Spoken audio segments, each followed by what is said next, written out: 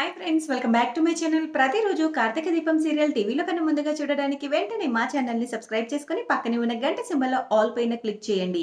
అప్పుడే నేను పోస్ట్ చేసే వీడియోస్ మీరు మిస్ కాకుండా నోటిఫికేషన్ ద్వారా చూడగలరు. ఇక సీరియల్లోకి వెళ్తే కార్తీక దీపం సీరియల్లో దీపను సీఈఓగా చేస్తున్నందుకు దీప మీద పగ ప్రతీకారాలు తీర్చుకోవాలని అనుకుని దీపం మీద అటాక్ చేస్తూ శివనారాయణకు అడ్డంగా దొరికిపోతుంది పారిజాతం. మరి అసలు ఏం జరిగింది? మరి మరి పారిజాతం కుట్రకు బలి కాబోతుందా? మరి శివనారాయణ పారిజాతంకి ఎలా బుద్ధి చెప్పబోతున్నాడు? మరి అసలు సీరియల్ ఏ మలుపు తిరగబోతుందనేది తెలియాలంటే ఈ వీడియోని చివరి వరకు స్కిప్ చేయకుండా చూడండి. అప్పుడే మీకు క్లియర్‌గా అర్థమవుతుంది. అలాగే ఈ వీడియోని ఇప్పటివరకు లైక్ చేయని వాళ్ళు ఇప్పుడే లైక్ చేసేయండి. ఇక సీరియల్‌లోకి వెళ్తే 'కార్తీక దీపం' సీరియల్‌లో అందరూ కూడా కార్తీక్‌ని సీఈఓ చేస్తారు అని అనుకుంటారు. అయితే అక్కడున్న బోర్డ్ మెంబర్స్‌తో సహా అందరూ అదే అనుకుంటారు. కానీ కాబోయే సీఈఓని మేము లంచ్ తర్వాత డిక్లేర్ చేస్తాము అంటూ ఇక చెప్తూ ఉండగా మేమొక వ్యక్తిని అనుకున్నాము. ఆ వ్యక్తి మీకు కూడా ఖచ్చితంగా నచ్చుతుందని చెప్పేసి బోర్డ్ మెంబర్స్ అందరితో కూడా శివనారాయణ ఇంకా కార్తీక్ అయితే అనుకుంటారు. అయితే ఎవరు తాత అనుకునే ఆ ముఖ్యమైన వ్యక్తి ఇప్పటిదాకా నేను బావే సీఈఓ అనుకున్నాను. కానీ బావ సీఈఓ కాదు.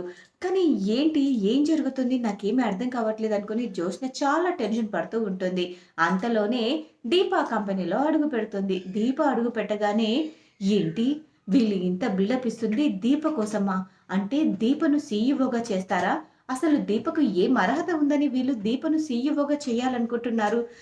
లాభం లేదు. దీపను సీఈఓగా చేయనివ్వను అంటూ తన ప్లాన్స్ అయితే తను వేసుకొని జరిగిందంతా కూడా పారిజాతంకి చెప్పేస్తుంది. ఇక పారిజాతం సుమిత్రను రెచ్చగొట్టి కంపెనీకి తీసుకురావాలని అనుకుంటుంది.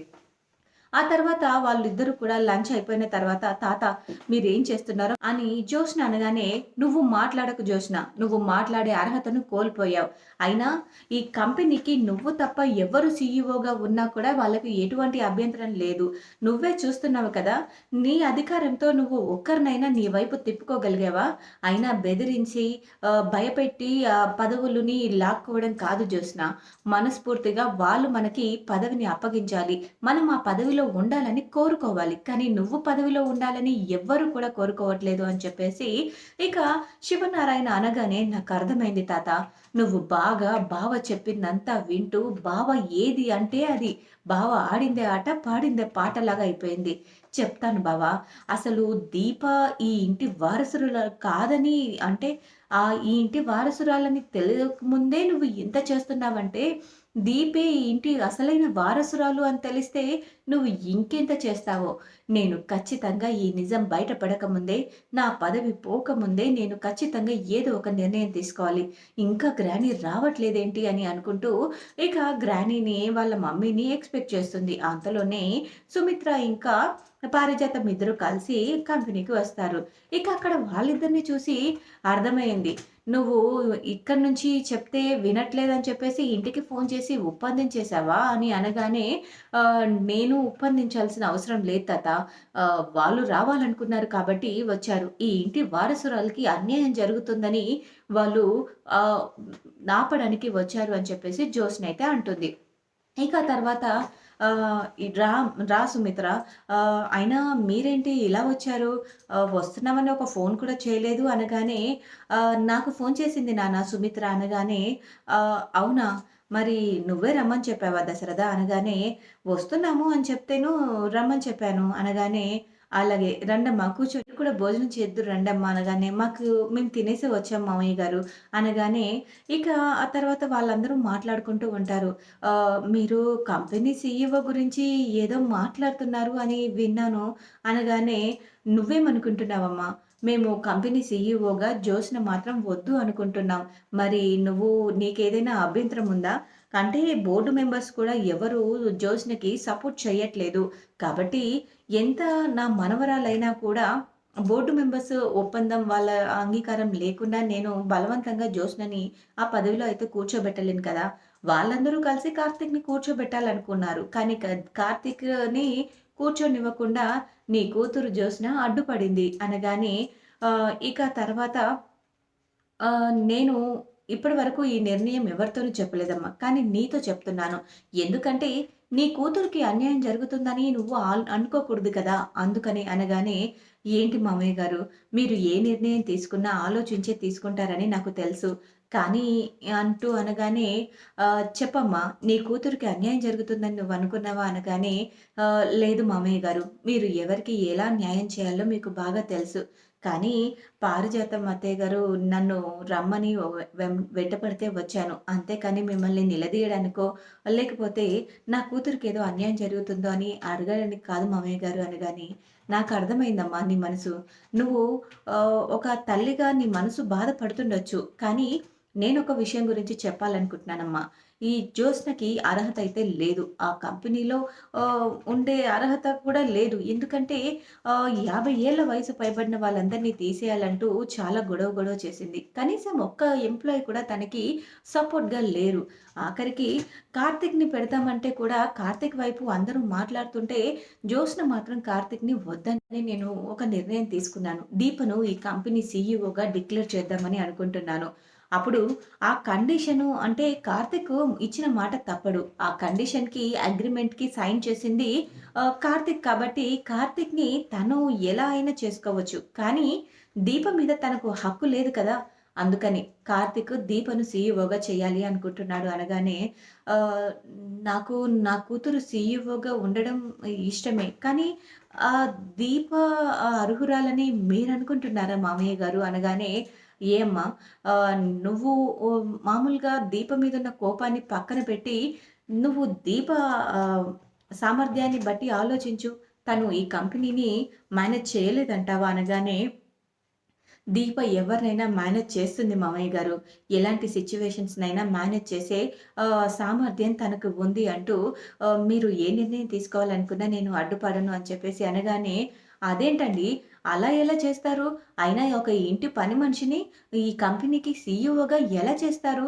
ఈ మనవరాల్ని అసలు ఇంతమందిని పెట్టుకొని కావాలంటే నీ కొడుకు దశరథని చేయండి. లేదంటే మీ కోడలు సుమిత్రని చేయండి. అంతేకాని ఏ అర్హత లేని పని మనిషిని తీసుకొచ్చి పట్టపురాణిని చేస్తానంటే నేను మాత్రం ఎందుకు ఊరుకుంటాను అనగానే, ఏ నేను నిన్ను చేయలేదా?